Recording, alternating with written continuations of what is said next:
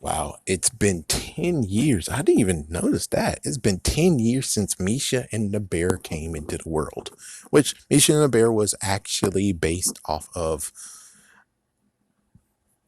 some folk tales, some stories that was talked about in Russia.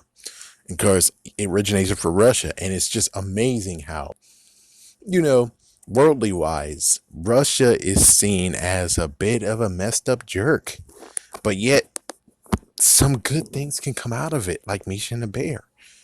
And it makes sense too, because I remember in 2009, I remember like way back, basically most likely 2009, I saw something, it was Misha and the Bear, and it was in Russian, but it was amazing. It was truly something to behold. The first one I saw with a little buddy because he was watching it, even though it was in Russian, but even so it was in Russian, you still can actually understand what was going on. So basically, I think it might have even been a pilot episode. It was on YouTube. It was Misha making too much porridge, and the bear actually has to continue to eat it and eat it and eat it because they made too much. She made too much. So it makes sense that because of how good it is, how it touches, and how funny it is, it just straight up continued on and get translated into 25 languages, or it reached 25 countries and translated in many languages, including English. It's kind of funny that, oh, you remember the girl from Despicable Me, the youngest one? She actually played as Misha in the first season, and this first season was a little bit off. And it's kind of funny just noticing. It's like, remember the last time where I was like, it was off when it comes to dubbing? And I would say it most likely wasn't even the child actor's fault or the actor's fault. It was more like the writing. But this time around, looking at it for myself, and it's crazy. It's like, it's not even on Boomerang anymore, or are they sharing it? Not sure. Universal Kids has it. And it's like looking at it now and listening to it, it's like there is no dubbing problem at all. They're doing great. This one episode called Around the World in One Day, I actually had to go to the original tap for it. I had to watch it originally in original form in original language. I had to see what happens because it's like, no, no, no. Russia couldn't actually be doing this, are they? It's like Russians can't actually do this, but it's like, well, it's original manners. Everyone gets taught the same exact manners. Sad part is like there's some doubt on it how it is today, especially in America, but not gonna bash my own country. It's like, wow, it's amazing that they're like, yeah, make sure you say please and thank you. And remember that there's many countries and there's many ways to say please and thank you in their countries. And I was like, oh my gosh, wow, they did it. They so did it.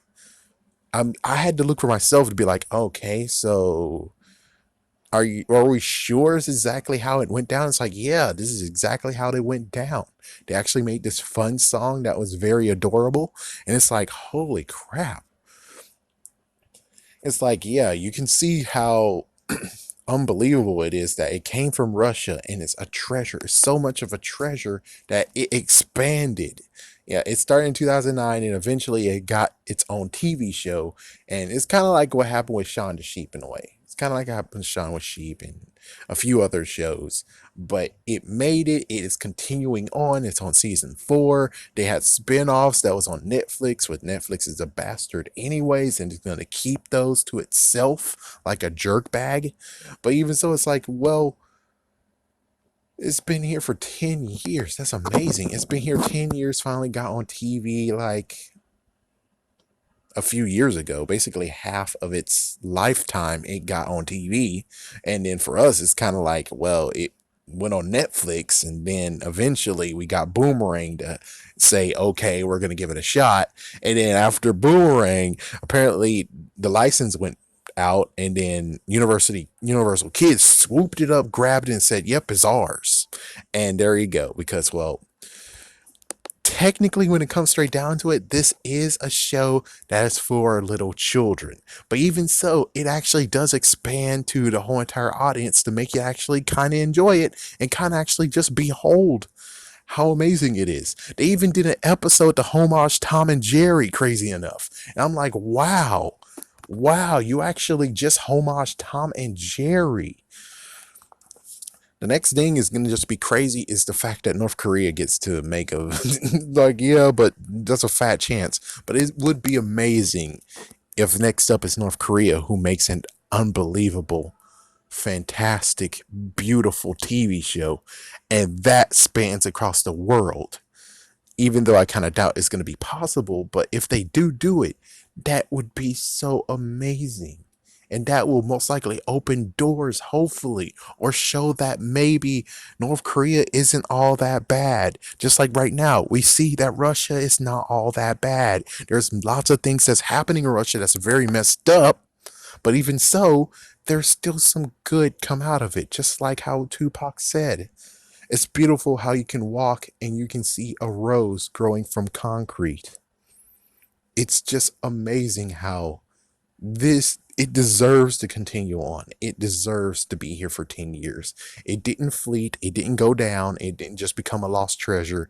It continued on. And it's amazing. As for Augie and the cockroaches, it did try to expand. It survived. It survived. Augie and cockroaches survived. It's just that the place where we were able to watch it instead of Netflix, it crumbled and died. And I wish Kids Click was still alive personally, but it went down. But at least the good news is that Misha and the Bear is continuing on, and that's just amazing that it's been here for 10 years. I'm just like, I wouldn't have thought about that. I would say it most likely been here for 5 years, but 10, and that does make sense because the porch thing that I saw some years ago, it does make sense that I saw it like way back in 2009, and I'm like, wow, it's been that long since I actually first saw it. And I thought it was awesome. And I was hoping that someday they could translate it and put it in the world because it was good. And well, many people noticed how good it was. And there we go. We actually get to have Misha and the Bear. And now it's been here for 10 years and it's not going to stop. And hopefully it won't. And it's amazing that for child actors, it is crazy that you actually had like at least five in all, and it's kind of crazy. It's like it's a dual role. There's two of them who's actually dubbing for Misha. There's two, so it's very crazy how this has gone. But anyways, I gotta go. And isn't it weird that for Dora the Explorer they have a new live action movie, and I haven't heard anything from it after it's been released. Ouch.